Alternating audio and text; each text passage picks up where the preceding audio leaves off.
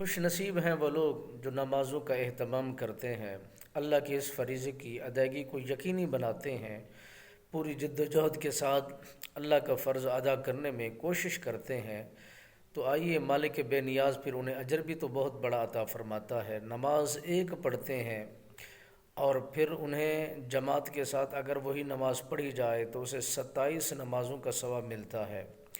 اگر وہ انسان 5 نمازوں کا اہتمام کرتا ہے تو مالک بے نیاز اسے 50 نمازوں کا اجر و ثواب عطا فرماتا ہے۔ اور جو بندہ مومن اللہ کے دین کے مطابق اپنے آپ کو بہترین سنوارنے کی کوشش کرتا ہے، اجر بھی زیادہ، ثواب بھی زیادہ، اور پھر اس کے درجات میں بلندی بھی زیادہ ہو جاتی ہے، ترقی بھی ہو جاتی ہے۔ اگر دیکھنے میں دیکھا جائے تو نماز پڑھنے میں، 5 نمازیں پڑھنے میں کتنا وقت لگتا ہے، مگر جو اجر دیا جاتا ہے، ثواب اس کے کھاتے میں منتقل کیا جاتا ہے، وہ 5 نمازوں کا ثواب نہیں، 50 نمازوں کا اجر اس کے کھاتے میں مالک بے نیاز لکھ دیتا ہے، عطا کر دیتا ہے، اور پھر اس کا ثواب اسے لٹا دیتا ہے۔ اگر وہی مومن گھر کے اندر نہیں، مسجد کی طرف روانہ ہو جاتا ہے